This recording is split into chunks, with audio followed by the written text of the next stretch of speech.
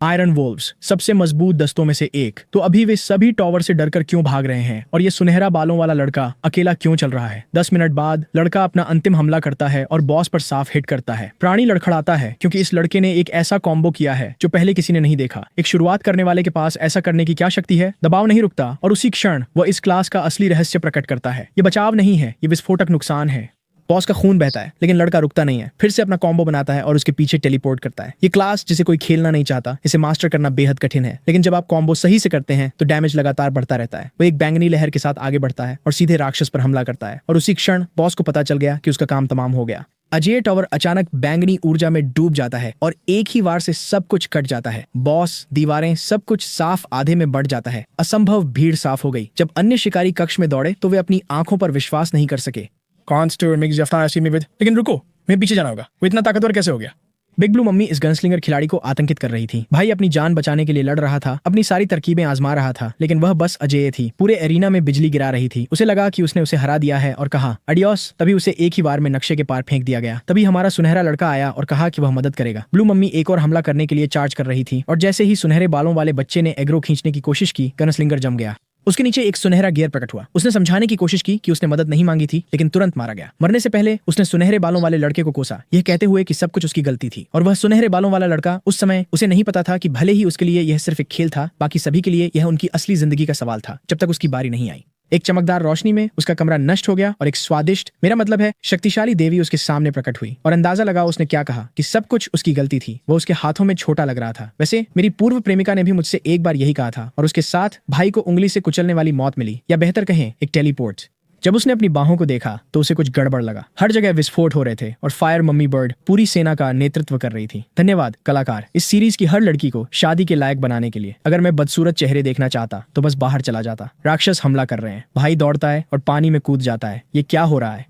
ठीक है, पहले उसे यकीन है कि ये सारे राक्षस खेल से हैं। दूसरा, ये हाथ कुख्यात वर्ग जिसे डार्क नाइट कहते हैं के हैं। हाँ ब्लड, तुम अब खेल के अंदर हो। वह पास में एक जोड़ी देखता है और उनमें से एक के पास एक चुनने योग्य वर्ग है, जिसका मतलब है कि उसे एक असली खिलाड़ी नियंत्रित कर रहा है। उस आदमी के पास जबरदस्त आभा है और वह आसानी से मम्मी बर्ड को अकेले ही हरा देता है। लेकिन जैसे ही हमारा लड़का उसे किसी चीज के बारे में चेतावनी देने की कोशिश करता है, उसी समय उसके पैर के नीचे वही सुनहरा गियर दिखाई देता है और वह बोल या हिल नहीं सकता। जोड़ी बस चली जाती है, जबकि लड़की तथाकथित बिनोचे का धन्यवाद करती है।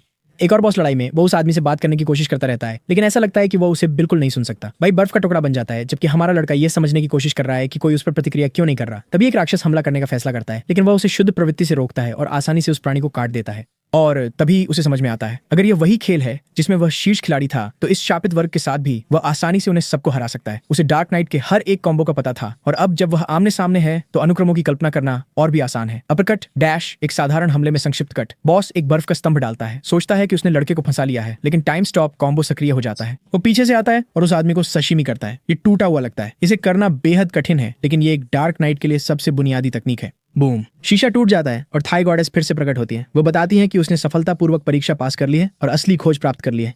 जिसने अपनी पूरी जिंदगी एरिड की दुनिया को समर्पित कर दी थी, उसके पास हमेशा से ही प्रतिभा थी, और चूंकि उसने गनस्लिंगर के मिशन को बिगाड़ दिया, अब यह उसकी जिम्मेदारी है। एरिड की दुनिया एक अजीब प्रदूषण से दूषित हो रही है। अगर चीजें इसी तरह चलती रहीं तो वहां हर व्यक्ति मर जाएगा। लेकिन थाई की मम्मी दयालु हैं, उन्होंने उसे कई पौराणिक वस्तुओं में से एक चुनने का विकल्प दिया। भाई लेजेंडरीज पर ललचा रहा था जब तक उसे एक विचार नहीं आया। उसने एक ताज चुना जो उसे अपनी स्तर से 10 स्तर ऊपर का कोई भी आइटम पहनने की अनुमति देता है। ताज पहनते ही वह फिर से खेल में भेज दिया गया। गोरे बालों वाली रानी कहती है कि वह उसकी यात्रा देखेगी। उसे भेज दिया जाता है, लेकिन वह कसम खाता है कि एक दिन वह उसके सामने झुकेगी। उसके बाद मुख्य पात्र कुछ समय के लिए ब्लेड डूड के पीछे चला, फिर जंगल में वस्तुएं इकट्ठा करने गया और इस दौरान याद करता रहा कि देवी ने कहा था कि उसे एक टॉप पर पहुंचना है। 38,095 प्रसिद्ध हॉल ऑफ डायमेंशंस में प्रवेश के लिए। यही उसके ग्रह पर वापस जाने का एकमात्र तरीका है। अगले दिन वह अंततः हेंडनमायर के मुख्य शहर पहुंचता है, जो सभी खिलाड़ियों का केंद्र है। वो खुशी खुशी घूम रहा है जब वह एक लड़की को लोगों को द्वंद्व युद्ध के लिए चुनौती देते हुए देखता है। उसका नाम चुबांग है और इस समय मुझे कलाकार को ढूंढना होगा ताकि मैं धन्यवाद पत्र भेज सकूं। वो बात करने के लिए आगे बढ़ता है और वो कहती है कि वह मजबूत दिखता है, शायद उन्हें एक आदिम लड़ाई करनी चाहिए। मुझे नहीं पता इसका क्या मतलब है, लेकिन मैं तैयार हूं। मेरा आदमी शर्मा रहा है, लेकिन देखने वालों के लिए वो सिर्फ एक एनपीसी है, इसलिए वे सोचते हैं कि वो कोई पागल आदमी है जो चैट जीपीटी के साथ रोमांस का रोल प्ले कर रहा है। वो वहां से पूरी तरह लाल होकर भागता है और एक क्वेस्ट के लिए गिल्ड हॉल की ओर जाता है। वन पीस गैंग उसे अपनी आंखों से मार रही है, लेकिन वह MILF एल्फ के पास जाकर पूछता है कि क्या उसने हाल ही में कुछ अजीब देखा है। उसके लिए उससे अजीब कुछ नहीं है। तभी मशहूर आयरन वोल्व्स पब में आते हैं और कहते हैं कि सभी नए लोग एक जैसे होते हैं। हमारा लड़का तुरंत उन्हें पहचान लेता है। उसे खेल के हर एनपीसी की याद है और वह जानता है कि गुलाबी बालों वाली लेनी को तब तक सराय में नहीं आना चाहिए जब तक खिलाड़ी ने पहले 2 कालकोठरी साफ नहीं की हो। क्या इसका संबंध उस प्रदूषण से है जिसका देवी ने उल्लेख किया था? समूह बाहर जाता है और हमारा लड़का तय करता है कि उसे उनका पीछा करना होगा। वह उन्हें टॉवर में प्रवेश करते हुए देखता है। वह सोच रहा है कि उन्हें बहुत जल्दी अंदर जाने से रोके, लेकिन पास के गार्ड्स द्वारा रोक दिया जाता है। तभी उसे याद आता है कि आपको एक एंट्री पास की जरूरत होती है और जो अकेला व्यक्ति उन्हें बेचता है वह रॉजर लेविन है। दुर्भाग्यवश वह यात्रा पर है। माफ कीजिए। अचानक एक व्यक्ति मुख्य पात्र के पास आता है। दृश्य कटता है इस आदमी पर, प्योर चॉप, जो गार्ड से बात कर रहा है और सीधे अंदर जा रहा है। हमारा लड़का उसके साथ अंदर फिसल जाता है, लेकिन फिर वह आदमी कुछ अप्रत्याशित कहता है। वो कहता है कि वो हमारे लड़के को कुछ समय से देख रहा है। वो हंसता है और कहता है कि उसने कभी किसी को इतना गहराई से रोल प्ले करते नहीं देखा कि वे दिन दहाड़े एनपीसी के साथ फ्लर्ट करते हैं। भाई शर्म से लाल हो रहा है, जैसे क्या बकवास है। वह आदमी उसे विशालकाय के पास ले जाने की पेशकश करता है, लेकिन हमारा लड़का तुरंत पार्टी छोड़ देता है कहीं और, एक हाथ मॉनिटर पर जोर से मारता है। तो उसे उस रहस्य के बारे में पता था, दुर्भाग्यवश। और इसके साथ ही हम वापस टॉवर पर हैं। जैसे ही हमारा लड़का अकेले सीढ़ियां चढ़ रहा होता है, पूरा आयरन वुल्फ दस्ते उसके पास से दौड़ता हुआ गुजरता है, हताश और थका हुआ। इस प्रकार हमारा नायक जितनी तेजी से संभव हो सके तेजी से सीढ़ियां उतरने लगता है। उसकी आकृति अत्यधिक फुर्ती के साथ आगे बढ़ी, जबकि गलियारे सीधे रास्ते पर चलने लगे। उसने सोचा कि क्या होगा अगर वह धुन, क्योंकि अगर भ्रष्टाचार फैलता है तो बाकी के शूरवीर भी प्रभावित होंगे। और इस प्रकार वह मानता है कि उसे जल्दी करनी चाहिए, बिना पीछे से आ रहे अजीब प्राणी को देखे। यह सिर के क्षेत्र में एक ही वार में हमला कर बैठा। वह चौंक गया, लेकिन यह एक सतही कट था। फिर भी वह देखता है कि एक और हमला आ रहा है, और इसलिए वह एक ही बार में अपने हाथ को अपनी इन्वेंट्री में डालता है। जल्दी से अपना हथियार निकालकर इस ड्रैगन पप को आधा काट देता है, लेकिन जल्द ही उसे एहसास होता है कि इसके ऊपर कई और दिखाई दिए हैं। इसलिए उसे अपनी तलवार का उपयोग करके उनमें से एक को रोकना पड़ता है। कांपते हाथों से वह स्वीकार करता है कि उसने इस जगह पर अपनी सतर्कता खो दी है। अंत में वह पहले से ही इस पूरे टॉवर के डंगोनन के अंदर है। जल्द ही वह एक और प्राणी को काट देता है, जबकि वह अधिक शक्तिशाली प्राणी की ओर बढ़ता है। इसने अपने त्रिशूल का उपयोग करके कई बार हमला किया। हालांकि हमारा नायक इसे अत्यधिक ताकत से पकड़ने में सक्षम है और इस प्रकार एक किक की तैयारी करता है, इसे एक बार में मारता है। इसके साथ वह इसे विचलित करने में सक्षम था, जबकि एक और प्राणी बगल से आगे बढ़ा। फिर सितारा अपनी हथियार से वार करके इस हमले से बचने में सक्षम होता है, लेकिन दूसरी प्राणी के हमले के साथ उसे अपनी कौशल का उपयोग करना पड़ा, जल्दी से जानवर के ऊपर थोड़ी दूरी पर टेलीपोर्ट करके। हालांकि उसने देखा कि और पंख वाले आ रहे हैं, उसे फिर से एनिमेशन रद्द करने का उपयोग करना पड़ा। इसके साथ उसकी आकृति उन दोनों से और दूर दिखाई दी, जबकि उसने स्वीकार किया कि स्थिति वास्तव में कठिन है। प्रतिशोध के लिए समय नहीं है, क्योंकि वहां बहुत सारे हैं। ये योद्धा जल्द ही फिर से पास आया, जबकि हमारा नायक डार्क कट का उपयोग करने की कोशिश कर रहा था। हालांकि वह ऐसा नहीं कर सका, क्योंकि प्राणी तेज था। जल्द ही वह दीवार के पास गिर जाता है और स्वीकार करता है कि उसके पास जादुई अंक नहीं बचे हैं। आखिरकार यह सब उसकी गलती है, क्योंकि उसने मौका मिलने पर स्तर नहीं बढ़ाया। लेकिन जल्द ही एक आवाज आई जिसने उसका ध्यान खींचा। यह क्षेत्र में एक जाल था जो चमक उत्पन्न करता है और इस प्रकार इस सेना पर आग की लपटें छोड़ता है। सभी बेहद घायल और उस समय अधिक कमजोर हो जाते हैं, और हमारा नायक तब महसूस करता है कि यह मूर्ति वास्तव में पास में एक चाल है।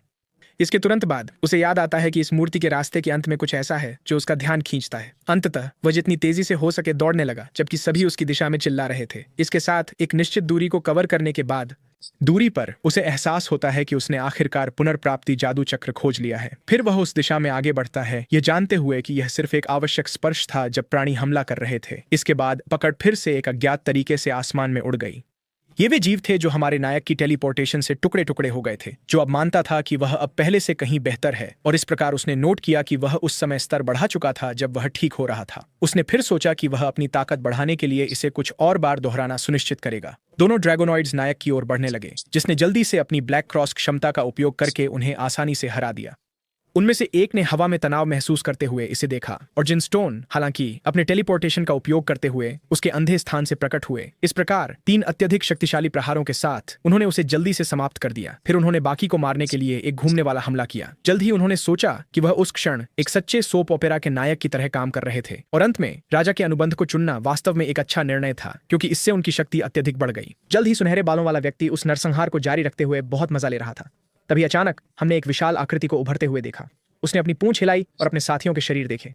हमारे नायक ने जल्दी से कहा कि उसे पहले ही निकल जाना चाहिए था, क्योंकि अब वह इसका सामना करने के लिए एक महत्वपूर्ण स्तर पर था। ये ड्रैगनॉइड्स का घोंसला है, और उनके नेता का नाम लैशियस है, जो दावा करता है कि उसने आकाश की भूमि को प्रदूषित करने वाले एक अजनबी को देखा है। इस प्रकार वह अपने सेवकों को इस मंजिल को साफ करने का आदेश देता है जो मानव द्वारा दागी गई है। जल्दी से प्राणी अपने त्रिशूल के साथ नायक की ओर बढ़ा, जिसने बचते हुए जल्दी से एक वार का उपयोग करके उसके पीछे प्रकट होकर उसकी टांग काट दी, जिससे वह गिर पड़ा।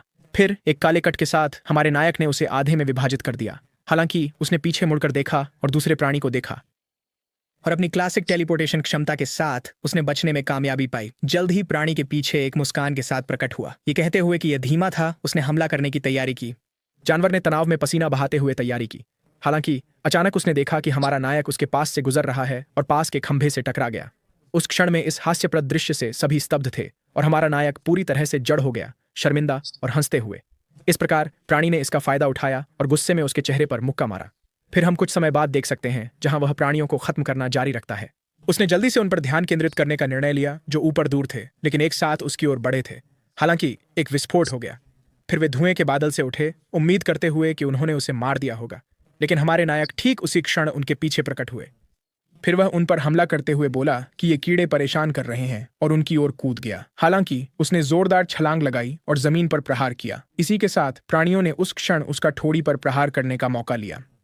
कहा जाता है कि कॉम्बो सिस्टम आपको लोडिंग समय को छोड़ने की अनुमति देता है। हालांकि यह केवल तभी अनुमति है जब आप सही तरीके से क्रम का उपयोग करें।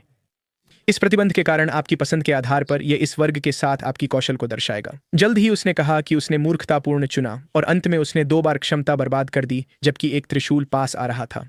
लेकिन उसकी प्रवृत्ति चिल्लाई और वह खुद को बचाने में सक्षम था, यह महसूस करते हुए कि यह सिर्फ एक खेल नहीं था बल्कि उसकी जिंदगी इस पर निर्भर थी। हालांकि उसका प्रतिद्वंद्वी अपनी पूंछ का उपयोग करते हुए चालाक था और उसने उसकी टांग पकड़ ली जिससे वह जमीन पर गिर गया और चौंक गया। हमारा नायक जल्दी से इस प्राणी के त्रिशूल के वारों से बच गया जो उस पर हमला कर रहा था और इस तरह उसने अपनी टांग मोड़ी, अपनी मजबूत मांसपेशियों को प्रकट किया। फिर उसने छिपकली की पूंछ खींची जिससे वह तुरंत असंतुलित हो गई और जल्द ही उस पर हमला कर दिया। अपनी तलवार का उपयोग करके उसे जल्दी से समाप्त कर दिया। हालांकि यह पर्याप्त तेज नहीं था क्योंकि एक और प्राणी ने पीछे से उस पर हमला किया और उसे भेद दिया। हमारे नायक ने बचाव किया लेकिन महसूस किया कि वह समय से पहले मौत के बहुत करीब आ गया था। इसके लिए जिम्मेदार व्यक्ति उस जगह का बॉस था जो इस समय गुर्रा रहा है। जल्द ही उसने नायक के पास अत्यधिक क्रोध के साथ चिल्लाते हुए कदम बढ़ाया। दूसरी ओर हमारा लड़का उस क्षण पर प्रहार करने के लिए तैयार हुआ और एक बड़ी लहर उसकी दिशा में एक साथ छोड़ दी, लेकिन यह बॉस के हाथ से परावर्तित हो गई जिसे कोई कठिनाई महसूस नहीं हुई। अंत में उसे पता था कि यह अभी भी अंतिम दुश्मन है, इसलिए वह उसे इतनी आसानी से हरा नहीं पाएगा। उसने एक हमले को रोकने में कामयाबी हासिल की जबकि कई अन्य उसकी दिशा में आए जिससे उसे रोकने और बचने के लिए मजबूर होना पड़ा। लेकिन जानवर एक पल के लिए भी नहीं रुका, जैसे कि कोई ठहराव का समय नहीं था। उसे महसूस हुआ कि वह गिर रहा है और इसलिए उसने हथियार पकड़ लिया। इस बीच यह वही था जो प्राणी चाहता था और इसलिए उसने एक आह भरी। जल्द ही हमारे अनजान नायक पर बिजली का प्रहार किया और फिर हम इसका परिणाम देखते हैं जहां वह खुद को पूरी तरह से घायल पाता है। इसके बाद वह क्षेत्र में एक स्तंभ के खिलाफ फेंका जाता है। भारी सांस लेते हुए वह दीवार से टकराता है, अपनी मांसपेशियों में तीव्र दर्द महसूस करता है। फिर वह पीछे देखता है, यह सोचने लगता है कि उसे क्या करना चाहिए, जबकि प्राणी उस समय बेहद प्रभावशाली बना रहता है। लेकिन अपने हथियार को कसकर पकड़ते हुए वह जानता था कि वह हार नहीं मान सकता और इसलिए उसने एक बार फिर आगे बढ़ने का निर्णय लिया, यह कहते हुए कि इस लड़ाई में उसे बहुत दर्द हुआ। जल्द ही संक्षिप्त कट का उपयोग किया गया। हालांकि इसे प्राणी ने रोक दिया। उसे महसूस हुआ कि वह कमजोर हो रहा है और इस प्रकार घूमते हुए वार का प्रयास करते समय लड़खड़ा गया। थोड़ी देर बाद वह जमीन पर गिर गया जबकि प्राणी उसका मजाक उड़ा रहा था और अपना हथियार उठाते हुए उसने पूछा कि क्या यह खेल इस बच्चों के खेल के साथ समाप्त हो गया है। अंतिम वार की तैयारी करते समय हमारा नायक टेलीपोर्ट करने में सक्षम था, लेकिन उसने कुछ फुसफुसाया जो उसकी तीसरी चाल थी। जानवर ने नहीं समझा और जल्द ही गुस्से में आगे बढ़ा, यह पूछते हुए कि क्या कहा जा रहा था। और दूसरी ओर हमारा नायक अत्यधिक क्रोध के साथ आगे बढ़ा, यह कहते हुए कि यह चौथा था। जल्द ही अपनी मांसल भुजाओं से इस विशाल प्राणी पर प्रहार किया। इस बार जानवर ने हमारे नायक के प्रहार का भार महसूस किया। जल्द ही उस जबरदस्त छलांग से कुचल दिया गया जो कि जा रही थी। बॉस ने सवाल किया कि उस पर कौन सा दबाव पड़ रहा था क्योंकि ऐसी शक्ति का कोई स्रोत नहीं था। लेकिन हमारे नायक को पता है कि कॉम्बो का असली सार हमले से बचना नहीं है बल्कि इस क्षण में एक विशाल विस्फोटक क्षति का प्रक्षेपण है। प्राणी ने दर्द को अपनी हड्डियों तक महसूस किया और एक चीख निकाली। हालांकि उसने हमारे नायक पर हमला करने के लिए अपनी विद्युत आभा का उपयोग करने की कोशिश की, लेकिन लड़का गंभीर चेहरा बनाए रखते हुए बचने में सक्षम था। इस प्रकार उसने अंततः सोचा कि वह 5वें और अंतिम हमले तक पहुंच गया है। कहा जाता है कि जितना अधिक कोई कौशल कॉम्बो का उपयोग करता है उनकी संचय क्षमता उतनी ही अधिक होती है और 5वीं बार उपयोग करने पर यह 200% से अधिक नुकसान होता है। इस प्रकार उसकी तलवार चमकी जब उस पर शक्ति संचित हुई। इसके तुरंत बाद महान लहर एक साथ प्रकट हुई और इसके साथ ही प्राणी चौंक गया क्योंकि उसने अपनी मृत्यु को महसूस किया। बाहर पक्षी उस खतरे से अनजान उड़ रहे थे जो आ रहा था और एक बैंगनी रोशनी उन संगमरमर की दीवारों से होकर फैलने लगी, जबकि हमारे नायक से एक विशाल हमला उभरा जिसने अब इस दुर्भाग्यपूर्ण प्राणी को अंतिम प्रहार से हराने के लिए पूरे दृश्य को तोड़ दिया। हम देख सकते हैं कि वह थका हुआ है जैसे ही शरीर जमीन पर गिरता है और इस प्रकार घोषणा की गई कि ड्रैगनॉइड्स का घोंसला अंततः उसके द्वारा साफ कर दिया गया। अचानक कोई पास आया और पूछा कि यह सारा हंगामा क्या था जो नीचे से आया था, और फिर शूरवीरों ने देखा कि वहां बहुत सारी लाशें थीं। उन्होंने फिर उपकप्तान को बुलाया, ये कहते हुए कि उस स्थान के अंदर एक व्यक्ति था। हम कुछ समय पहले लौटते हैं जहां हमारा लड़का जमीन पर गिरता है, कहते हुए कि उसने आखिरकार खत्म कर लिया। और जैसे ही वह खुद को बहुत थका हुआ दिखाता है, वह स्वीकार करता है कि यह उससे कहीं ज्यादा कठिन था जितना उसने सोचा था और किसी को उसे उठाने के लिए ढूंढना आसान होगा। फिर उस क्षण उसके शरीर को एक रोशनी ढक लेती है। इसके साथ उसे एहसास होता है कि उसने स्तर बढ़ा लिया है, देवी के धन्यवाद से जिसने उसकी जिंदगी बहाल कर दी। इस प्रकार जिमस्टोन खड़ा होता है, ये कहते हुए कि अब इस लड़ाई से पुरस्कार इकट्ठा करने और अगले मंजिल पर जाने का समय है। फिर चारों ओर देखते हुए वह नोटिस करता है कि वहां कोई वस्तुएं नहीं है। ये उसे डराता है और वह पहले इस कारण पर सवाल उठाता है जब तक कि एक आदमी की भाला उसके कंधे पर नहीं लगती, जो पूछता है कि क्या उसने वास्तव में सभी प्राणियों को हरा दिया। हमारा नायक जल्दी से इस आवाज को पहचानता है जो उसके पीछे से आ रही है। ये बूढ़ा आदमी पूछता है कि वह कौन है और इस जगह में कैसे आया, जिसे हमारा नायक हार्ट्स वॉन क्रूगर के रूप में पहचानता है। जल्दी ही कई भाले उसकी दिशा में तान दिए गए। अचानक उसे घेर लिया गया जबकि वे उत्तर की प्रतीक्षा कर रहे थे। यह आदमी मानता है कि उसे अपनी पहचान बतानी चाहिए और अपनी योग्यताओं का उल्लेख करना चाहिए और विशेष रूप से यह समझाना चाहिए कि वह उसे इस समय कैसे जानता है। हमारा नायक चुप रहता है, कहता है कि उसे न जानना असंभव है क्योंकि उसके प्रतिकूल व्यवहार के कारण वह एकमात्र एनपीसी है जिसकी नकारात्मक व्यक्तित्व सांख्यिकी है।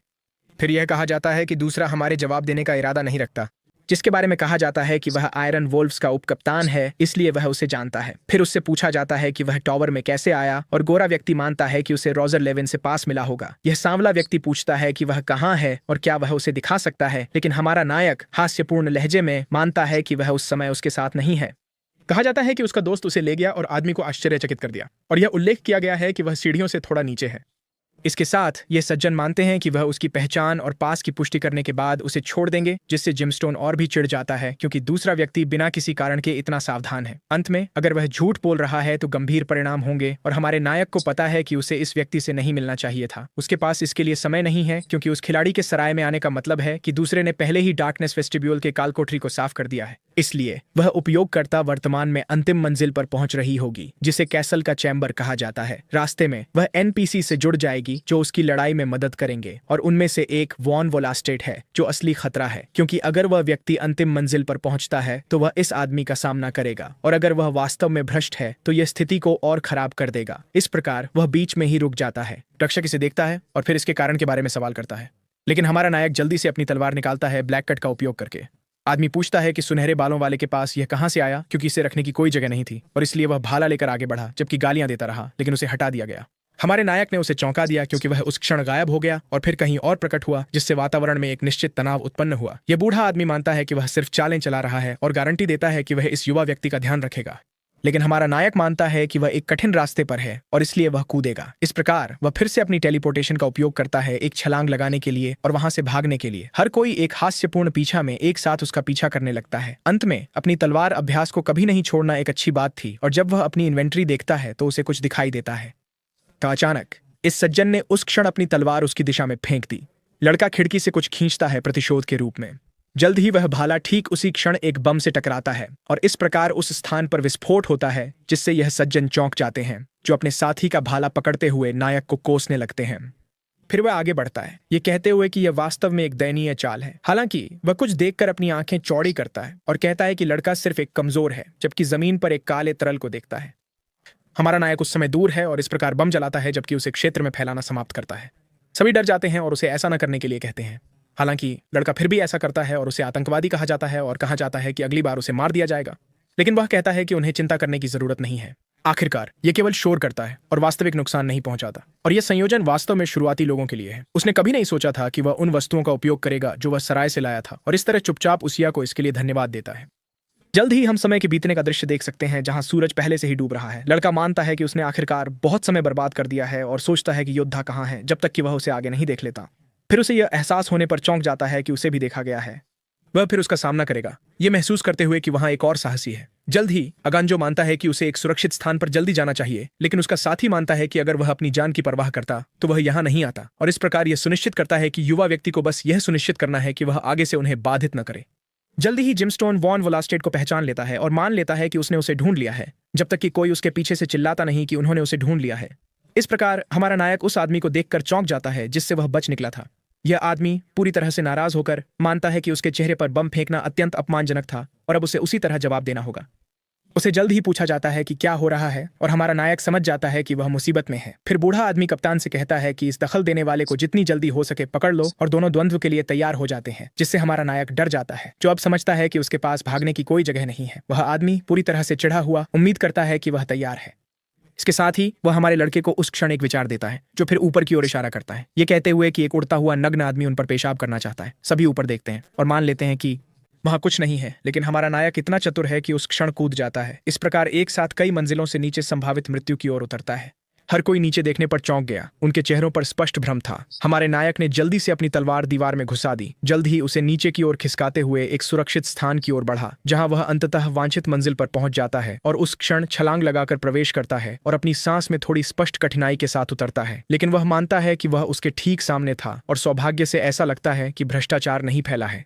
उनकी योजना के बावजूद उसे अगले काल कोठरी तक पहुंचने से पहले शुद्ध करने का तरीका खोजना होगा। जल्द ही महिला मान लेती है कि यह व्यक्ति वास्तव में अजीब था, जिसके बारे में कहा जाता है कि ऐसे कई लोग हैं। आखिर में उन्हें इसे भूल जाना चाहिए, क्योंकि वह खुद को थका हुआ पाता है और इसलिए सुझाव देता है कि वे अगले मंजिल से पहले एक ब्रेक लें, तो हम कुछ समय बाद किसी को भारी सांस लेते हुए देख सकते हैं। हमारे नायक, जो अपनी बाकी जिंदगी में और सीढ़ियां नहीं देखना चाहता और इसलिए सोचता है कि वह योद्धा कहाँ है, जब तक किसी ने चिल्लाकर बैंड से कहा कि वह जो कर रहा है उसे रोक दे। जल्दी से नायक आगे बढ़ा। उसके सामने इस आदमी को अपने साथी पर हमला करने की स्थिति में देखा। उसने सोचा कि वह देर से पहुंचा है और चौंक गया, लेकिन वास्तव में यह दोस्तों के बीच मालिश की स्थिति थी, क्योंकि यह आदमी वास्तव में अत्यंत उदार है। हमारा नायक उस पल को छुपाने के लिए अविश्वसनीय रूप से जमीन पर गिर पड़ा। वह दूर से देखता है, जबकि यह मानते हुए कि सब कुछ अभी भी ठीक है। अंत में वह सुनिश्चित करता है कि वह इस आदमी के असली रंग देखने के लिए नजर बनाए रखे, ताकि उसे शुद्ध कर सके। हालांकि यह स्पष्ट है कि वह पहले से ही इस व्यक्ति के बारे में अपने संदेह पर संदेह कर रहा है, क्योंकि उसने अन्य एनपीसी या यहां तक कि उपयोगकर्ता को नुकसान पहुंचाने की कोशिश नहीं की। और यहां तक कि जब वह शूरवीरों के आदेश को नियंत्रित करने की कोशिश नहीं करता है, तो उसकी कप्तान की स्थिति स्पष्ट है। वास्तव में जो कुछ वह सोच रहा था वह सब कुछ विपरीत तरीके से हुआ, क्योंकि यह व्यक्ति आखिरकार पूरी तरह से सामान्य लगता है। जल्द ही कहा जाता है कि उन्हें इस मंजिल की जांच करनी होगी, क्योंकि इससे मास्टर को ढूंढना आसान होगा, और इसलिए वह मानता है कि वह वहां से बाण के साथ जाएगा। फिर ऊंचे जूते पहने आदमी पास आने लगता है। इस प्रकार योद्धा के सामने खड़ा होकर मुस्कान के साथ उसे देखता है। जल्द ही उसने अपना हाथ पास लाया, जिससे हमारी नायिका फिर से सतर्क हो गई। लेकिन एक अच्छे व्यक्ति के रूप में वह बस मान लेता है कि वह उसे बाद में देखेगा। अंत में वह संदिग्ध लगता है, लेकिन उसने अभी तक कुछ नहीं किया है और अब भी उस भूमिका का पालन कर रहा है जो मूल रूप से खेल में निभाई जा रही थी। जल्दी से नायक को एहसास होता है कि बैन भ्रष्ट नहीं हो सकता, और वह सवाल करता है कि शूरवीर उस स्थान पर क्यों हैं। अपने अनुभव के आधार पर जिनसन ने सोचा कि शूरवीर नहीं आएंगे। हालांकि बाहर देखना असंभव था और इसे खेल द्वारा ही छोड़ा जा सकता था।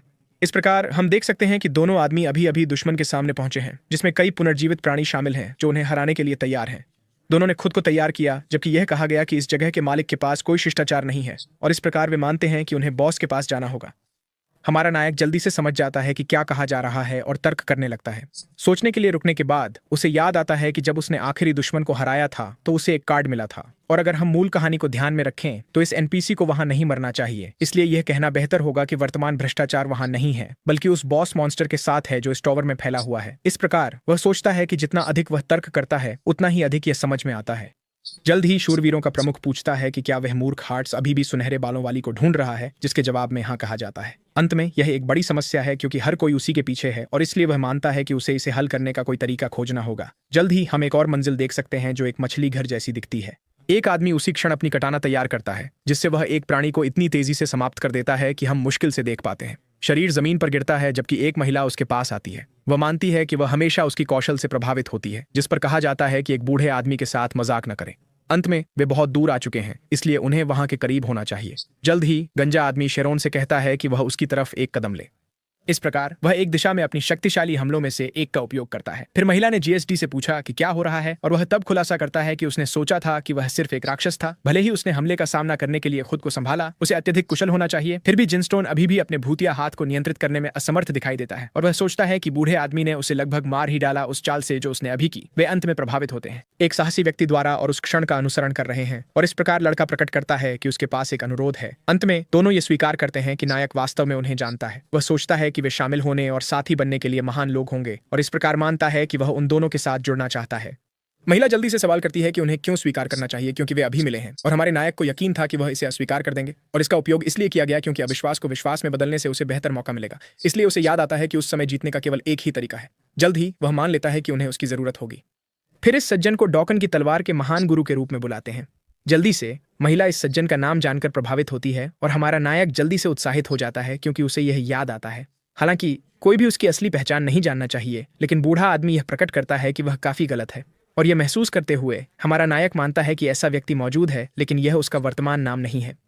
इस प्रकार उसे याद आता है कि यह भूतिया योद्धा का वर्णन था जो खेल गाइड में लिखा था। बेशक एक अपडेट उस हिस्से को हटा सकता था और उसे बदल भी सकता था, लेकिन जल्द ही कुछ प्राणी उसके पीछे से आने लगते हैं और बूढ़ा आदमी मान लेता है कि उनके पास मेहमान है। हमारा नायक कहता है कि उसे कहानी को जितनी जल्दी हो सके याद करना होगा। इस प्रकार वह एक समान नाम याद करता है जिसे इस सज्जन को प्रस्तुत किया जा सकता है और जल्द ही उसे निराशा के टॉवर का महान पुत्र कहता है। शेरोन को लगता है कि वह फिर से गलत है और चूंकि वे जल्दी में हैं, वे उसे जाने देंगे। हालांकि इस सज्जन ने जल्दी से अपने शरीर से एक विशाल आभा उत्पन्न करना शुरू कर दिया और जल्द ही अपनी उपस्थिति मात्र से उसके सामने की प्राणियों को चीर दिया। जादूगर पूरी तरह से चौंक गया और जीएसडी को बुलाने की कोशिश की। हालांकि यह सज्जन अब गोरी महिला को बुला रहे थे, इस प्रकार सवाल कर रहे थे कि आखिर वह कौन होगा, और हमारा नायक पूरी तरह से चौंक गया। आखिरकार उसे भी नहीं पता था कि वह सही था।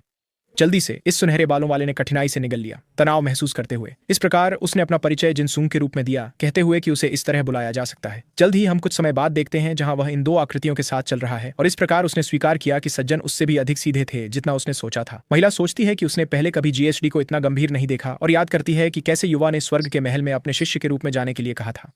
आखिरकार यह सब आवश्यक था क्योंकि उसे उनके साथ काम करने के लिए एक स्पष्टीकरण चाहिए था, और बूढ़े आदमी ने बिना किसी कठिनाई के स्वीकार कर लिया। यह महिला प्रभावित है कि उसके साथी ने इस अनुरोध को इतनी आसानी से स्वीकार कर लिया, और इसलिए वह पास आकर उसे उस समय सर कहती है। जल्द ही कहती है कि करीब से देखने पर उसकी आंखें सुंदर हैं और उसके गिल्ड में बेहतरीन चाय की पत्तियां भी हैं, और इसके लिए वह पूछती है कि क्या वे एक दूसरे को बेहतर तरीके से नहीं जान सकते। लेकिन हमारा नायक जल्दी से मना कर देता है, कहता है कि उसका निराशा के टॉवर में जाने का कोई इरादा नहीं है, और पूछता है कि क्या वह वास्तव में ऐसा दिखता है जो इसके लिए गिर जाएगा। जल्द ही महिला मान लेती है कि दोनों कुछ जानकारी बेचने के लिए सौदे कर सकते हैं, लेकिन छोटा सितारा फिर से मना कर देता है। वह जल्दी से चिढ़ जाती है, लेकिन हमारा नायक जानता है कि उसे सावधान रहना होगा ताकि वह उसके द्वारा बनाए गए जानकारी स्थल के बीच में उजागर न हो जाए। लेकिन जल्द ही कुछ उसका ध्यान खींचता है और वह पूछता है कि क्या उसके पास रंगहीन घन का कोई टुकड़ा है। शेरोन इसे जल्दी से दिखाती है और हमारा नायक इसे लेने के लिए अपना हाथ बढ़ाता है, और वह पूछती है कि वह ऐसा क्यों कर रहा है और इसे वापस करने के लिए कहती है। लेकिन बुजुर्ग तुरंत उन्हें इतनी चिड़चिड़ी बातें करने से रोकने के लिए कहते हैं, क्योंकि ऐसा लगता है कि वे आखिरकार पहुंच गए हैं। हमारा नायक घोषणा करता है कि यह वास्तव में भगवान का महल है जो बॉस रूम है, और महिला कहती है कि वह वस्तुओं को अपने खाते में डाल देगी। जल्द ही कई कदमों की आवाज एक साथ आने लगती है, जिससे दोनों पक्ष इस मुलाकात से चौंक जाते हैं। फिर वे अपना परिचय देते हैं और आदमी पूछता है कि उन्हें कहाँ जाना चाहिए। लेकिन अचानक एक भारी दबाव पूरे स्थान पर फैल जाता है, जिससे इस कप्तान को उस क्षण अपनी तलवार उठानी पड़ती है। यह महसूस करते हुए उसने पूछा कि यह क्या हो सकता है, जबकि वह अपनी तलवार पर मजबूत पकड़ महसूस कर रहा था। लेकिन जल्द ही वह अपनी आंखें खोलकर कुछ पास आते हुए देखकर चौंक गया, और फिर उसे हमले को रोकने के लिए वार करना पड़ा ताकि उसे कोई नुकसान न हो। उसका साथी जल्द ही पास आया और पूछा कि क्या सब कुछ ठीक है, जिस पर कहा गया कि अगर वह पहले आ जाता तो यह आसान होता। फिर यह विशाल प्राणी नीले रंग की त्वचा के साथ कहता है कि वह सिगहार्ट है, प्रकाश का स्वामी, और इस प्रकार पूछता है कि किसने वहां तक चढ़ने की हिम्मत की, क्योंकि ड्रैगन लॉर्ड के अधिकार के तहत प्रकाश के स्वामी और इस क्षेत्र के संरक्षक के रूप में वह उन्हें जितनी जल्दी हो सके वहां से जाने का आदेश देता है। इस बीच हम पर इस समय कौन खेल रहा है, इस तरह से अपना माउस चला रहा है, जो हो रहा है उस संवाद को छोड़ने का चयन कर रहा है। जल्द ही योद्धा जितनी तेजी से संभव हो सकता था प्रतिद्वंद्वी की ओर दौड़ पड़ा। हर कोई प्रभावित है। हालांकि घुड़सवार सेना का नेता स्वीकार करता है कि उन्हें भी जल्दी करनी होगी क्योंकि वे पीछे नहीं रह सकते। अचानक हमारा नायक प्रकट होता है, पूछते हुए कि क्या वह मदद कर सकता है, जिस पर उपकप्तान तुरंत सहमति जताता है। ये वही छोटा सुनहरे बालों वाला आतंकवादी है जिसने पहले बहुत परेशानी पैदा की थी। वह जल्दी से मान लेता है कि वह उसे जितनी जल्दी हो सके मार देगा। हालांकि कोई उसे रोक देता है। ये वह बूढ़ा आदमी है जो दावा करता है कि वह ऐसा नहीं कर सकता क्योंकि जिनसूंग उसका शिष्य है। अंत में ऐसा लगता है कि उनके बीच एक छोटा सा गलतफहमी हो गया था, और वह कहता है कि इसे बाद में सुलझा लेंगे क्योंकि स्थिति बहुत अनुकूल नहीं लग रही है। आदमी चिढ़ जाता है। हालांकि उसका बॉस घोषणा करता है कि वे अब से ऐसा करेंगे क्योंकि अगर वे वहां से जिंदा निकलना चाहते हैं तो उन्हें समस्या को एक तरफ रखकर सच में काम शुरू करना होगा। जल्द ही जीव जितनी जल्दी हो सके आगे बढ़ने लगते हैं। बूढ़ा आदमी अपनी तलवार से उन पर वार करता है, आसानी से उनकी जान ले लेता है। जादूगरनी बिना किसी कठिनाई के अपने जादू का उपयोग करके मदद करती है, और इस प्रकार उस अशांत हॉल में एक सच्चा युद्ध दृश्य शुरू होता है। इस बीच तलवारें टकराती हैं, जबकि हमारा नायक सोचता है कि क्या हो रहा है, क्योंकि हालांकि वह मदद मिलने से खुश है, उसने सिर्फ देखने की योजना बनाई थी। वह सवाल करता है कि इतने सारे क्यों हैं। अंत में खेल ऐसा लगता है जैसे आप अकेले बॉस का सामना कर रहे हैं, और ऐसा प्रतीत होता है कि वे रूबी स्तंभ उस क्षेत्र को चिह्नित करते हैं जहां आप प्राणी का सामना करते हैं। सब कुछ यह संकेत देता है कि खिलाड़ी वहां क्या हो रहा है नहीं देख सकते, जो हमारे लड़के के मन में एक समाधान लाता है। जल्दी ही बॉस जमीन पर गिर पड़ा, शक्तिशाली प्रहार के कारण शुद्ध पीड़ा की चीख निकालते हुए। हालांकि महिला ने अभी तक समाप्त नहीं किया लगता है, और इस प्रकार उसने फिर से अपने मुट्ठी को कसकर आगे बढ़ाया, एक और अत्यंत शक्तिशाली प्रहार करने के लिए भूकंपीय टकराव का उपयोग करते हुए। अचानक सभी दुश्मन रुक गए, जिससे सहयोगी चौंक गए। वे सोचते हैं कि क्या हो रहा है, क्योंकि वे मान सकते हैं कि इसका मतलब है कि नेता पराजित हो गया है। इस प्रकार वे पूछने लगते हैं कि क्या उन्होंने वास्तव में सब कुछ समाप्त कर दिया। हालांकि उस बॉस का हाथ अचानक से हिलने लगता है और जल्द ही एक विशाल प्रकाश उस टॉवर की पूरी मंजिल को घेर लेता है। इसके साथ ही वह फिर से उभरता है, ये कहते हुए कि उसके गुरु ने उसे इस महल की रक्षा करने के लिए कहा था, और इसलिए यदि वे उसे रोकना चाहते हैं तो उसे वहां सभी को राख में बदलना होगा। उपाध्यक्ष तुरंत कहता है कि साथी को ऐसी बातें नहीं कहनी चाहिए जो बुरी किस्मत लाती हैं, जिस पर उसका कप्तान जल्दी से माफी मांगता है। फिर वह आदमी तुरंत पूछता है कि क्या दुश्मन अमर है, लेकिन सुनहरे बालों वाला जानता है कि यह सिर्फ पहला चरण है और कुछ भी अप्रत्याशित नहीं हो रहा है। वे समझते हैं कि इस प्राणी की शक्ति का स्रोत तैरते हुए महल से आता है और अगले चरण को शुरू करने के लिए उन्हें चक्रों को नष्ट करना होगा। इसके साथ महिला सभी को पीछे हटने का आदेश देती है और हमारा नायक समझता है जब सब कुछ योजना के अनुसार हो रहा होता है। इस मिशन के लिए जिम्मेदार खिलाड़ी तेजी से चढ़ते हुए महल की ओर जाने का चयन करता है, और इस प्रकार एक रास्ता बना जो मिशन में पूरा हुआ। सभी प्राणी जो घेरे की रक्षा कर रहे थे तैयारी करने लगे, जहां एक और चरण पूरा हुआ। हमारे नायक ने यह सब नोट किया जबकि राक्षसों को एक एक करके टुकड़े टुकड़े होते देखा। अंत में थोड़े समय के बाद बिना किसी मांग के सभी आवश्यकताएं पूरी हो गईं, और इसलिए वे उस स्थान पर लौट आए जहां इस जगह का अंतिम बॉस स्थित है, जहां अंतिम चरण सबसे सरल है, जो है सी घाट को हराना। हमारा नायक इस अंतिम संघर्ष को देखने के लिए सुनिश्चित करता है ताकि वह कार्ड प्राप्त कर सके जिसकी उसे बहुत इच्छा है। उस क्षण प्राणी ने अपनी पूरी ताकत से हमला किया और योद्धा ने भी ऐसा ही किया। उसे उसी क्षण समाप्त करना चाहा। इस प्रकार दोनों उस शक्ति के टकराव के लिए तैयार हुए जो उत्पन्न होने वाला था, जिससे इमारत के बाहर से दिखाई देने वाला एक बड़ा विस्फोट हुआ। जल्दी से खिलाड़ी देख सकता है कि उन्होंने अंततः आकाश महल को साफ कर दिया है, और इस प्रकार मानता है कि उसे कहानी और कट सीन घटनाओं को देखना होगा। जल्द ही लड़की कहती है कि उसे उम्मीद है कि बड़े जादुई चक्रों के साथ कोई समस्या नहीं होगी। अचानक उस प्राणी की नीली लपटें अंततः मुरझाने लगीं, जो उसके उद्देश्य के अंत का संकेत था, और हमारा नायक उसके पीछे खड़ा था, अपनी अंतिम पुरस्कार को देखने की प्रतीक्षा कर रहा था। हालांकि वह यह देखकर चौंक गया कि उसे उस प्राणी से कुछ भी नहीं मिला जो भ्रष्ट होना चाहिए था। बाहर हम देख सकते हैं कि कई पक्षी टॉवर के शीर्ष की ओर उड़ने लगे, लेकिन वे ऊपर की सुरक्षा कर रही रोशनी से टकरा गए। सभी ने इसे देखा और माना कि यह प्रभावशाली था। चूंकि वे अब आगे नहीं बढ़ सकते, उन्होंने सवाल किया कि यह क्या हो सकता है। अंत में लड़की साहसी लोगों का एक समूह प्रेरितों के संकेत खोज रहा है, और ऐसा लगता है कि भ्रष्टाचार वहां सब कुछ बिगाड़ सकता है। स्वर्ग के किले में मिशन आखिरकार समाप्त हो गया है और उसे कोई भ्रष्टाचार पत्र नहीं मिला है। वह जल्दी से सोचने लगता है कि शायद कुछ ऐसा हो सकता है जो उसने खुद नहीं देखा हो। तभी अचानक पहले की लड़की अपने कप्तान को पुकारती है, पूछती है कि वह कहाँ है, और हमारा नायक उस अप्रत्याशित आकृति से पूरी तरह चौंक जाता है। ये लिनी है, जो जल्दी से उसे सीढ़ियों से नीचे आते हुए देख लेती है। उसने पूछा कि वह वहां क्यों है, जिसके जवाब में कहा गया कि वह कप्तान की दाहिनी हाथ है और इसलिए उसे पास में होना चाहिए और उसे पदोन्नति भी मिल सकती है। अंत में युवा महिला अपने स्वामी के साथ पहले नहीं जा सकी, क्योंकि अगर वह मूर्ख न होता तो शायद वह पहले ही वहां होती। जल्दी से ऊपर वाला आदमी मान लेता है कि वे इसके बारे में कुछ नहीं कर सकते, और फिर गुलाबी बालों वाली लड़की आखिरकार समझ जाती है कि उसका नेता ऊपर है। लेकिन हमारा नायक स्थिति को समझते हुए जल्दी से अपना हाथ बढ़ाता है और उसे रुकने के लिए कहता है। वो पूछती है कि उसे क्यों रोका जा रहा है, जिसके जवाब में कहा जाता है कि अगर वह प्रकट होती है तो वह एक संवाद घटना को बिगाड़ देगी। अंत में उसे बस इस लड़की को आगे बढ़ने से रोकना है, लेकिन वह दिखाती है कि वह शर्मिंदा है। पूछती है कि वह उसे इस तरह क्यों घूर रहा है। जल्द ही जिनसियोंग यह तर्क करता है कि यही कारण है कि वह स्वर्ग के महल से कुछ नहीं पा सका, और इस प्रकार उसने युवा महिला को धक्का देना शुरू किया। कहा जाता है कि अगर वह उसे पहली मंजिल पर ले जाता है तो कार्ड प्रकट होना चाहिए, और वह मानता है कि सब कुछ जल्द ही शुरू होगा। जल्द ही हम उस क्षण आकाश में उड़ती हुई एक व्हेल को सुन सकते हैं। कोरी लड़की कहती है कि वे लौटेंगे क्योंकि रिपोर्ट करने के लिए कई चीजें हैं, जहां बूढ़ा आदमी मानता है कि हवा में कुछ कंपन पैदा कर रहा है, और व्हेल के ऊपर से एक एयरशिप फेंका गया, जिसे देखकर सभी ने देखा कि यह डरावनी गति से आ रहा है। घुड़सवार सेना के नेता ने जल्दी से महसूस किया कि यह शायद सबसे खराब प्रकार की स्थिति है, जबकि गुलाबी बालों वाली लड़की ने सोचा कि यह कैसे हुआ, और हमारे नायक ने बस कहा कि यह अंतिम घटना का हिस्सा था। विशेष रूप से यह एक आपातकालीन लाइफ पोर्ट है, और एनपीसी ओफेलिया साहसिक समूह के सामने गिरेगी ताकि अगला परिदृश्य शुरू हो सके। अंत में उन्हें चिंता करने की जरूरत नहीं है, और इसलिए वे जल्दी से उतरने की कोशिश करेंगे जो उस समय गिर रही है। हमारा नायक कहता है कि चिंता की कोई बात नहीं है, जहां युवती मानती है कि उसे तुरंत भागने के लिए कप्तान से बात करनी होगी। हालांकि सुनहरे बालों वाली जानती है कि यह कुछ खतरनाक नहीं है, और इसलिए उन्हें इसके साथ जारी रखने की जरूरत नहीं है। वह मना करने की कोशिश करती है, और जिनसियोंग मानता है कि वह उसे ऐसा नहीं करने दे सकता जब तक यह पता नहीं चलता कि यह उनकी दिशा में आ रहा है। और हमारे नायक उस क्षण में चेतावनी देने की कोशिश करते हैं कि ऐसा नहीं है कि यह पहले उन पर गिरेगा, लेकिन जल्दी से पीछे मुड़कर देखने पर उसे एहसास होता है कि वह अपने बयान में गलत था।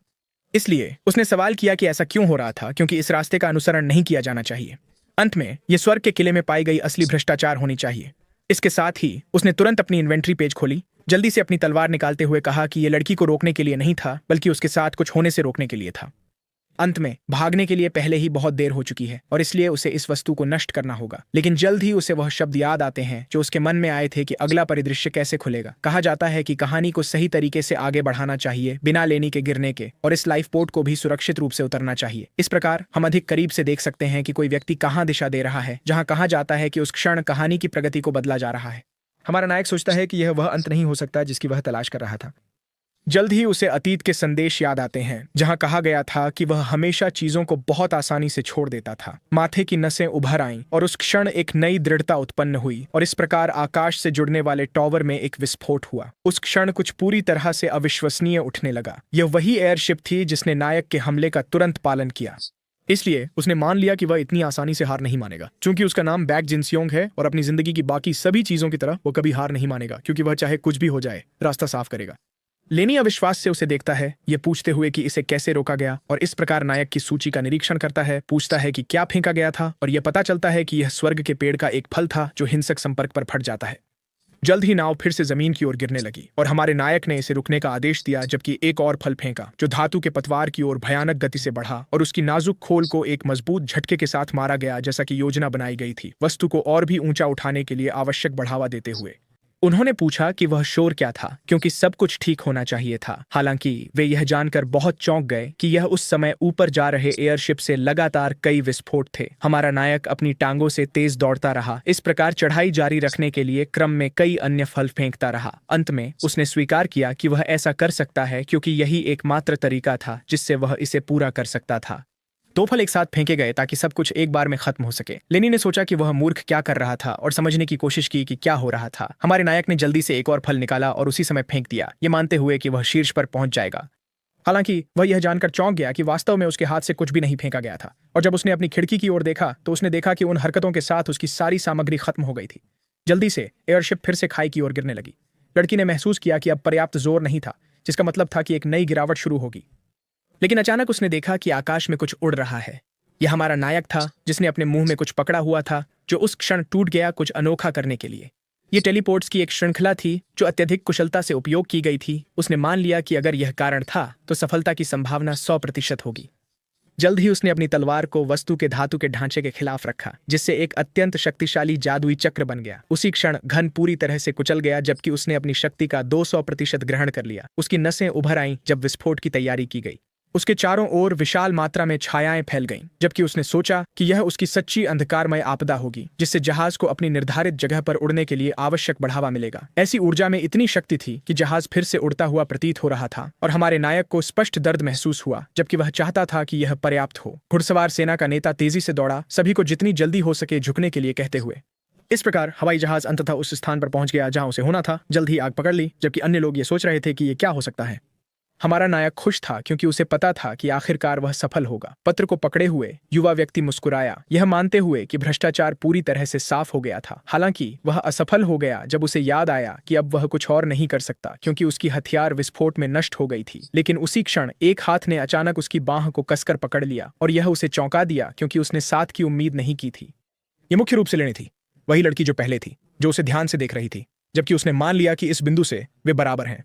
हमारे नायक ने जल्दी से सांस ली, कहते हुए कि उसने अपनी काली विस्फोट की प्रतिक्रिया इतनी मजबूत होने की उम्मीद नहीं की थी। अंत में यह तलवार बस खराब होनी चाहिए, और इसलिए उसे कुछ नया पाने का तरीका खोजना होगा, लेकिन उसके पास वस्तुएं या सोना नहीं है। अंत में स्तर बढ़ाना वास्तव में मददगार था, क्योंकि इसने उसे उस समय उपयोगी डार्क विस्फोट सीखने की अनुमति दी। लेकिन जब वह उन क्षमताओं का उपयोग करता है तो उसे सफाई क्यूब के टुकड़े जैसे आइटम की आवश्यकता होती है। इन्हें एफसीएल मूव्स कहा जाता है, जो अत्यधिक शक्तिशाली होते हैं, और अंत में उसे भविष्य में अन्य कार्यों के लिए और अधिक की आवश्यकता होगी। लेकिन अब अगर ऐसा ही होगा तो उसे सावधान रहना होगा। इसके अलावा उसके पास बेलमायर के प्रिंसिपैलिटी, जिसे मैजेस की गिल्ड के रूप में जाना जाता है, जाने के अलावा कोई और विकल्प नहीं है। एक दिन पहले हम स्वर्ग के टॉवर के प्रवेश द्वार को देख सकते थे, जहां वह पूरी तरह से घायल होकर जो कहा जा रहा था उस पर सवाल उठा रहा था। लड़की ने इशारा किया, मानते हुए कि सुनहरे बालों वाले ने नाव को उसे मारने से रोका, और उसने उसकी जान बचाई ताकि वह उसकी मदद कर सके। इसके साथ वह उसे दिल से धन्यवाद देना चाहता है, लेकिन लड़का केवल सोचता है कि उसे गिल्ड मास्टर को बताना चाहिए कि वह खुद आई थी, जिससे वह कहती है कि अगर उसने चुगली की तो वह उसे मार देगी। हालांकि उसका चेहरा एक सच्ची प्रेम में पड़ी लड़की की तरह प्यारा हो जाता है। जल्द ही वह हाथ से उसके सिर पर एक झटका देती है, फिर वह भाग गई, ये कहते हुए कि शनिवार को 6 बजे वह बंदरगाह के प्रवेश द्वार पर उसका इंतजार करेगी, जहां उसे डिनर के लिए ले जाना था। हमारा नायक चौंक जाता है। हालांकि कहा जाता है कि वह वास्तव में एक काल कोठरी के बाद बैठकें तय कर रहा है। ये वास्तव में एक अच्छी और धन्य जीवन है। हमारा नायक जल्दी से ग्रैंड और वाइस मास्टर्स का अभिवादन करता है, जबकि कहा जाता है कि कठोर होने की कोई आवश्यकता नहीं है क्योंकि वे अलविदा कहने के लिए वहां हैं। और पूरी तरह से चिढ़ा हुआ आदमी मानता है कि उसे यह जानकर बहुत दुख होगा कि वह उस समय उसका सिर नहीं ले सकता। लेकिन जल्द ही कप्तान उसके पास से गुजरता है जिम जूम का नाम पुकारते हुए, जबकि वह गुप्त रूप से मानता है कि वे बहुत जल्द फिर से मिलेंगे। हमारा नायक जल्दी से पुन ये वॉन वॉलेस्टाइड नाम याद है। अंत में वह भ्रष्ट नहीं था, लेकिन कहानी को याद करते हुए वह मानता है कि यह बहुत खतरनाक है और इसीलिए उसे ऐसे व्यक्ति से दूर रहना चाहिए। हालांकि वह फिर से पहले वाले बूढ़े आदमी से टकरा जाता है जो उसे फिर से घूरता है। तो हमारा नायक जल्दी से पीछे हट जाता है, कहता है कि यह काफी डरावना था। हालांकि बूढ़ा व्यक्ति केवल यह कहता है कि युवा व्यक्ति ने टॉवर ऑफ हेवन में अच्छा काम किया। हमारा सुनहरे बालों वाला व्यक्ति उसे सुनने के लिए कहने पर धन्यवाद देता है, जिस पर कहा जाता है कि कोई समस्या नहीं है क्योंकि उसने देखा कि लड़के को वास्तव में इसकी जरूरत थी। हालांकि उसने सोचा कि उनके पास उस समय कुछ और भी था जो बताना जरूरी था। जिनसुन जल्दी से कहता है कि निराशा के टॉवर के बेटे के असली नाम के बारे में चुप रहें, और दूसरा मानता है कि वह उसके साथ आने वाली छायाओं की लहरों पर भरोसा करेगा। जल्द ही वह चला जाता है, जिससे उस समय हमारे नायक के साथ जादूगर रह जाता है। अंत में वह समझती है कि बूढ़ा व्यक्ति भी चाहता था कि वह यह सुने और दावा करती है कि इसमें उसकी कोई रुचि नहीं है।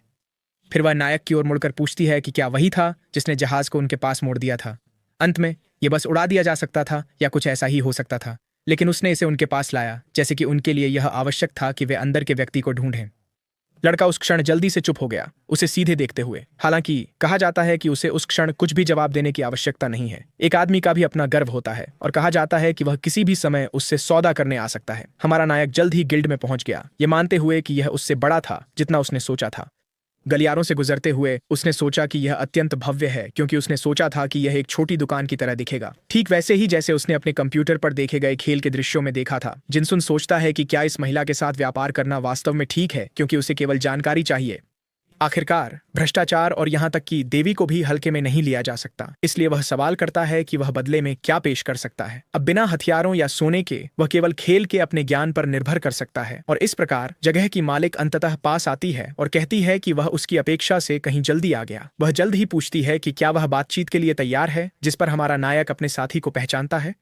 उसे आयरिस के रूप में पेश किया जाता है, जो बताती है कि वह पहले से ही किसी तरह हमारे नायक को जानती है। वह पूछता है कि यह कैसे संभव है, जबकि हमारा नायक मानता है कि वह मैज गिल्ड की एक दिव्य एनपीसी है। वह सोचता है कि क्या वह वास्तव में उसे किसी तरह जानती है, और जल्द ही वह उसके पास से एक अत्यधिक धमकी भरी उपस्थिति महसूस कर सकता है। इस प्रकार की शक्ति को उस समय उसके अस्तित्व को घेरने वाली छाया माना गया था। फिर उसने एक कदम आगे बढ़ाया, यह सवाल करते हुए कि क्या यह वास्तव में संभव होगा, और इस प्रकार उसने दृढ़ नजर से उसकी ओर देखा, जल्द ही यह प्रकट करते हुए कि वह जानता है कि वह भाग्य की गायिका है और उसे उसी नाम से पुकारता है। यह पूछते हुए कि क्या वह उसका भविष्य देख सकती है, क्योंकि उसे पहले से ही पता होना चाहिए कि इस समय वे जिस दुनिया में हैं उसमें उसकी भूमिका क्या है।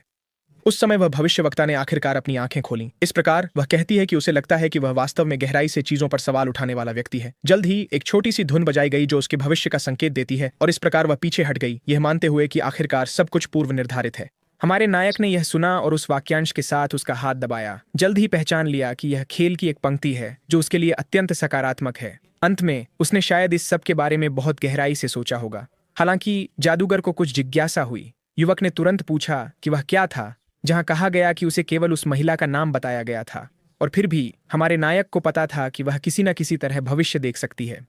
अंत में उसे पता था कि जीएसडी एयरशिप के बारे में जानता था, और यहाँ तक कि आयरिस की पहचान भी जानता था। और इन सब के साथ उसने सवाल किया कि यह आदमी वास्तव में कौन था। हमारे नायक को लगता है कि उसने यह सब कहकर सब कुछ बर्बाद कर दिया है। इस प्रकार उसने अपनी आत्मविश्वास को बहाल करते हुए एक कदम आगे बढ़ाया, जल्द ही महिला का सामना करने के लिए एक अधिक निजी बातचीत के लिए, यह कहते हुए कि अब समय आ गया है कि वह अपनी सच्ची पहचान उसे प्रकट करे। उसे पता था कि यही एकमात्र विकल्प था, और इसलिए उसने इसे स्वीकार किया। वास्तव में वह एक ऐसा व्यक्ति था जो भविष्य देख सकता था और उसे अपने तरीके से बदल सकता था, और यही एकमात्र तरीका था जिससे वह इस महिला को जानकारी बेच सकता था। फिर कुछ दिन बीत गए और हम मैच गिल्ड को देख सकते थे। अचानक कुछ गलियारों से जितनी तेजी से हो सकता था दौड़ पड़ा, लगभग अलमारियों को गिराते हुए, जब तक कि वह उस स्थान के नेता के दरवाजे तक नहीं पहुंच गया जहां उस समय हमारा नायक था। और इस प्रकार इस प्रकार एक युवा महिला पास आई, तुरंत गिल्ड मास्टर को बुलाते हुए, क्योंकि उनके पास एक समस्या थी जहां कहा गया था कि वह व्यक्ति चला गया था, इस प्रकार समझाते हुए कि लोरियन वास्तव में गायब हो गया था। अंत में महिला ने चिंता दिखाई, क्योंकि वह छोटी परेशानी वास्तव में गायब हो गई थी, जैसा कि पहले कहा गया था। जल्द ही जादुई पत्थर दिखाया गया और हालांकि उन्होंने उसे बुलाने की कोशिश की, पिछले दिन से कोई प्रतिक्रिया नहीं मिली। जल्दी से महिला ने उनसे कहा कि वे उसे आसपास के क्षेत्र में जितनी जल्दी हो सके खोजें, जो समझा गया। हमारे नायक उस समय दरवाजे के पीछे चुपचाप खड़े थे और इसलिए वह बाहर आए, यह मानते हुए कि वह सही थे, क्योंकि लोरियन कॉर्नेरा वास्तव में गायब हो गई थी, जो अपनी अहंकारी व्यक्तित्व के लिए अधिक जानी जाती थी, न कि अपनी क्षमताओं के लिए। आखिरकार उसने भविष्य देखा जहां वह अपनी गुमशुदगी के बाद अंततः मिल जाएगी। महिला ने दूर से उसकी ओर देखा जबकि खिड़की से प्रकाश आ रहा था और इस तरह उसने सोचा कि वह ऐसा कहने के लिए पागल होगा और सवाल किया कि क्या यह उसका खुद का काम था। अंत में यह आयरिस और श्रीमान के बारे में जानकारी की पहचान से पूरी तरह से अलग समस्या है। हालांकि जब उसने एयरशिप मामले को याद किया तो उसने सोचा कि हमारा नायक वास्तव में चीजों को पहले से देख लेता है, लेकिन वह खुद को पूरी तरह से चालाक दिखाता है। आखिरकार ये टावर घटना के बाद की घटना है और अब उसे अंत में ज्यादा ध्यान देने की जरूरत नहीं है। फिर भी ऐसा लगता है कि जादूगर अभी भी उस पर पूरी तरह से भरोसा नहीं करता। फिर वह आज के लिए माफी मांगती है, जबकि यह मानते हुए कि महिला को जल्द से जल्द कार्गन को ढूंढना चाहिए। जल्दी से महिला उसे शहर के डार्क एल्फ के रूप में पहचान लेती है। वह वास्तव में नहीं समझती कि वह कैसे उपयोगी हो सकता है, लेकिन नायक बस कहता है कि उसे यह करना होगा क्योंकि यह महत्वपूर्ण होगा, क्योंकि अंत में उसे बहुत जल्द भविष्य के लिए कई डेजी की आवश्यकता होगी। इस प्रकार हम उस शहर को देख सकते हैं जहां एक विशाल वृत्त उसे ऊपर से सुरक्षा देता है। हमारा नायक सोचता है कि शेरोन लगभग उस पर विश्वास कर रही है और अगर वह शहर की सुरक्षा सुनिश्चित कर सकता है तो उसे वह मिलेगा जो वह चाहता है। अधिकांश घटनाएं किसी भी नुकसान से पहले हल हो जाती हैं, उन उपयोगकर्ताओं की मदद से जो साहसी की भूमिका निभाते हैं।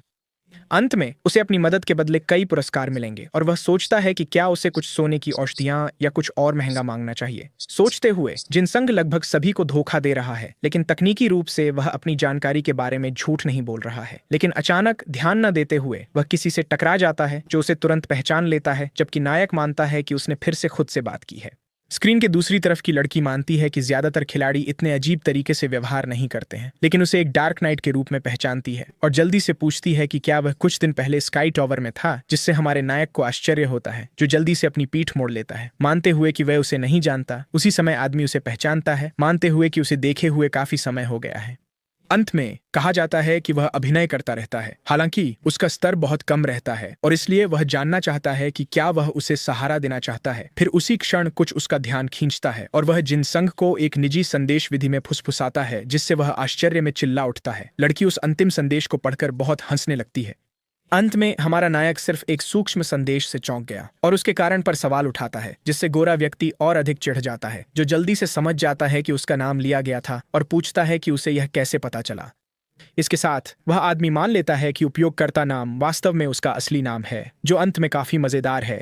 हमारा नायक जल्दी से पूछता है कि यह कब से है। आखिरकार स्काई टॉवर से पहले भी कोई पहचान नहीं पाया। इस बीच याद रखें कि आपने खुद को सज्जन के सामने जिनसंग के रूप में पेश किया था। अंत में तब तक उसका कोई उपयोगकर्ता नाम नहीं था और वह सोचता है कि उसके कार्यों का वास्तव में कुछ अजीब प्रभाव है। जल्द ही यह अजनबी अपनी उंगलियां चटकाता है, ये स्वीकार करते हुए कि उसे वह काफी पसंद है और इसलिए वह उसे तुरंत अपने गिल्ड में शामिल होने के लिए कहता है, क्योंकि अगर वह स्वीकार करता है तो वे उसे विशेष उपकरण और औषधियां देंगे। इसके अलावा उसे विभिन्न काल कोठरियों के माध्यम से ले जाया जाएगा, लेकिन हमारा नायक बस मना कर देता है। वह आदमी इसे नजरअंदाज करता हुआ प्रतीत होता है, ये कहते हुए कि कई ट्यूटोरियल और ऐसी चीजें हैं जब तक कि लड़का किसी और चीज से विचलित नहीं हो जाता। वह जल्दी से उस आवाज को पहचानता है और उस आकृति के पास से गुजरता है, उस दिशा में बढ़ता है। ओफेलिया चिल्लाती रहती है और दावा करती है कि वह बदला लेगी चाहे कुछ भी हो जाए। हमारा नायक दूर से देखता है, ये मानते हुए कि वह वही जीवित बची है जो जलते हुए टॉवर पर है। एयरशिप जल्द ही कुछ अचानक हमला करता है, जिससे वह अपनी खंजर गिरा देती है। ये वे नाइट्स हैं जो कहते हैं कि वह खुद को थका नहीं सकती क्योंकि वह बहुत नाजुक है और सुनहरे बालों वाली समझ जाती है कि यह बेहेमोत की कहानी है और वह जल्दी से नोटिस करता है कि यह मिशन करने वाला उपयोगकर्ता आर्चर क्लास से म्यूज है। जल्द ही दूसरा व्यक्ति जो हमारे नायक से बात कर रहा था सोचता है कि वह व्याख्या के दौरान कहां चला गया। युवा महिला तुरंत दावा करती है कि भेल के ऊपर का मंदिर उसका घर है। इस जगह के लोगों के बारे में सब कुछ पारिवारिक यादों की तरह रखा गया है, लेकिन दुर्भाग्यवश लोटस ने विश्वासियों को एक दूसरे पर हमला करने के लिए मजबूर कर दिया और अब लड़की बस बैठकर सब कुछ बिखरने का इंतजार नहीं कर सकती। हमारा नायक दूर से यह सब देखते हुए सोचता है, क्योंकि विशाल प्राणी के ऊपर जीबीएल ऑर्डर है, जो ऊपर की प्राचीन वस्तुओं की रक्षा करने वाला धार्मिक संगठन है। इस युवा महिला के नीचे आने का कारण यह है कि लोटस इस समय हमला कर रहा है। यह वर्णित है कि प्रेरितों को दानवीय क्षेत्र के शासक कहा जाता है और कुल मिलाकर 12 हैं और वे इस कालकोठरी दुनिया के मुख्य खलनायक हैं। अंत में वह उससे उलझना नहीं चाहता था, लेकिन बस भ्रष्ट लोगों से निपटना चाहता है और इसीलिए वह उपयोगकर्ता को शांति से देखता है। जल्दी से तीरंदाज उस क्षण मुड़ा जिससे 2 पुरुषों का ध्यान आकर्षित हुआ।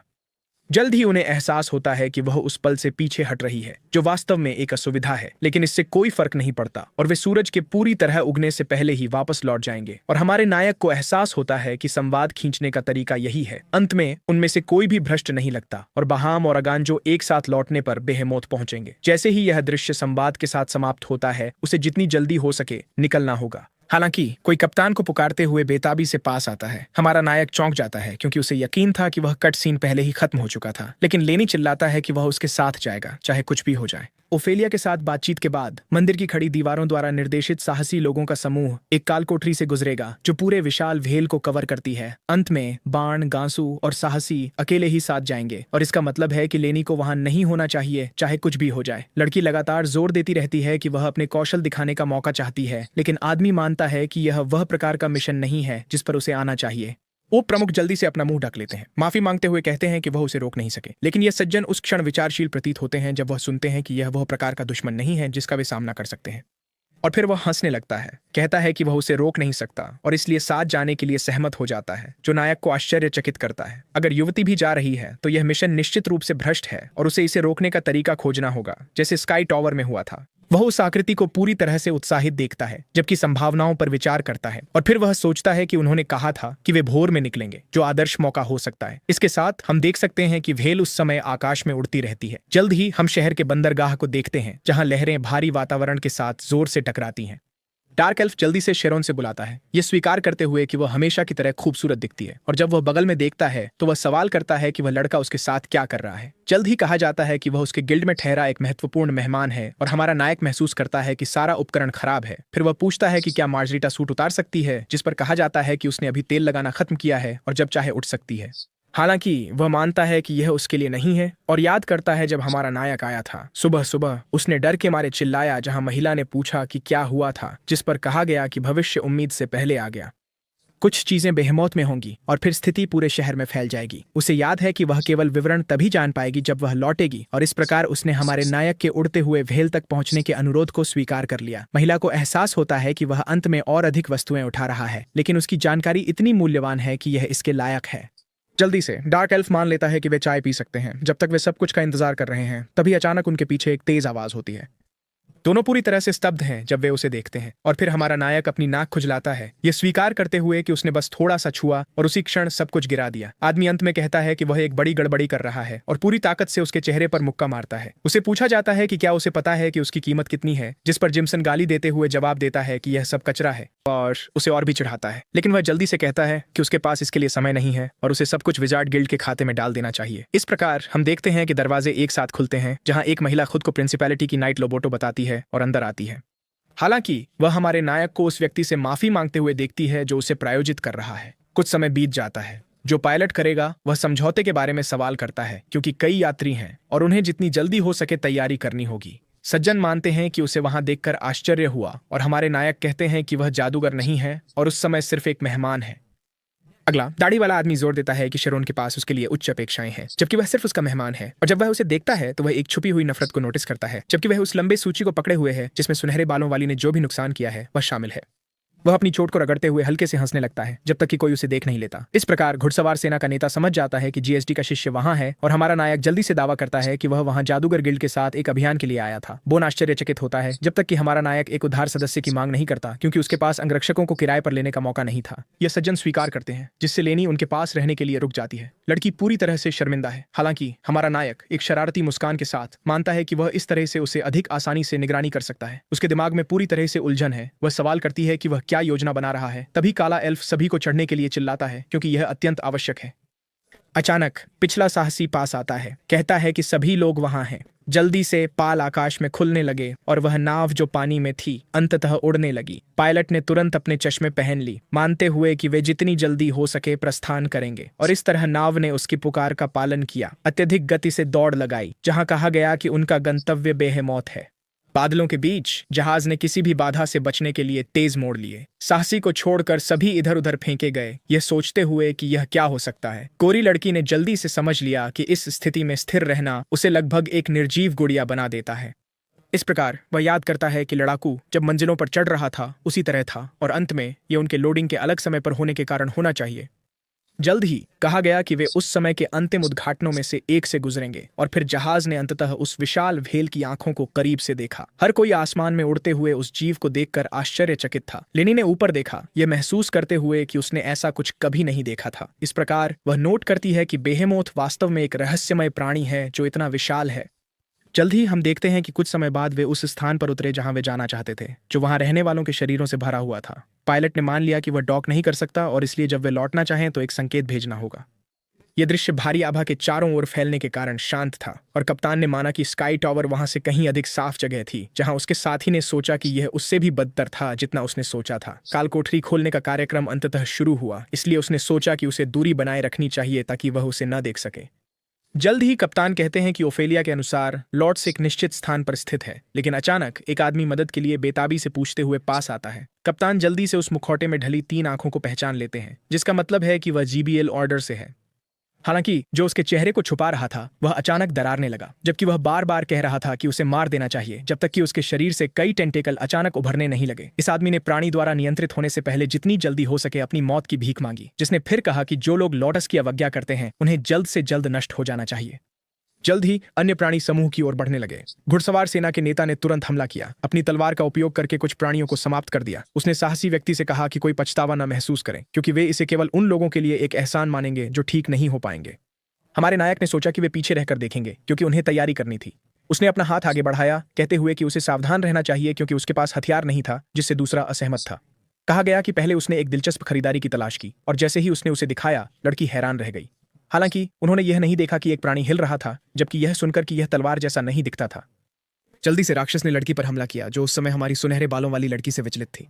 तभी अचानक उसे एक हाथ से एक झटके में पीछे खींच लिया गया। वह हमारे नायक थे, जिन्होंने प्राणी को जल्दी से खत्म करने के लिए अपनी ऊर्जा तलवार निकाली। प्राणी जीवित रहा, दर्द में कराहते हुए, जल्दी मौत की भीख मांगते हुए, और जिनसन ने उस अनुरोध का पालन किया, कई हल्के कट लगाए। अंत में एक ही बार में प्राणी को पूरी तरह से टुकड़े टुकड़े कर दिया और एक आह भरी, अत्यंत आकर्षक स्वर में उसने पूछा कि क्या लेनी ठीक है। लड़की ने उस पल उत्साह से भरे चेहरे के साथ उसकी ओर देखा। कुछ समय बाद हम एक पुल देख सकते हैं जिसमें कुछ आवाजें हैं। इसके लिए जिम्मेदार तीरंदाज था, जो अब एक और प्राणी को भेद रहा था। कहा गया कि फिलहाल चीजें आखिरकार साफ थीं और रास्ता आगे बढ़ाया जा सकता था। दाढ़ी वाले आदमी ने जल्दी से सूचित किया कि साहसी व्यक्ति ने शायद कुछ देखा होगा, क्योंकि बाहरी दीवारों से निकलने के बाद से उन पर नजरें थीं, लेकिन उन्होंने गलत लोगों को जासूसी के लिए चुना। और इसलिए हम देखते हैं कि उस समय केवल एक महिला दूर से उन्हें देख रही है। आमतौर पर दोनों को उन्हें पकड़ने की कोशिश करनी चाहिए। हालांकि कहा गया था कि उन्हें अपने रास्ते पर चलते रहना चाहिए, क्योंकि वे पहले से ही जंगल के उस क्षेत्र के करीब पहुंच रहे थे जो उनका लक्ष्य था। जल्द ही घुड़सवार ने यह सवाल करने का निर्णय लिया कि क्या जिन लोगों के दिमाग नियंत्रित थे वे अभी भी जादू का उपयोग करने में सक्षम थे। लेकिन हमारे नायक ने ऐसा नहीं सोचा, क्योंकि वे केवल उस व्यक्ति के खिलाफ लड़ाई के अवशेष थे जिनकी मानसिकता अभी तक नियंत्रित नहीं हुई थी। उन्हें इसाडोरा कहा गया, जिन्होंने समूह का पीछा किया और उनके दिमाग नियंत्रित होने से पहले उन्हें मारने की कोशिश की। हालांकि उन्होंने उसे आश्चर्यचकित कर दिया और वहीं डेंड्रॉइड के केंद्र में लड़ाई की। कहा जाता है कि वहां एक भी व्यक्ति नहीं मरा और लड़ाई के बाद दुश्मन एक सहयोगी बन गया और सभी को उस रास्ते पर ले गया जहां आपदा थी। अगर लड़ाई खत्म हो गई है तो इसका मतलब है कि वे अगले काल कोठरी की ओर बढ़ रहे हैं और हमारे नायक को लगता है कि वे लेनी की वजह से बहुत धीरे धीरे आगे बढ़ रहे हैं।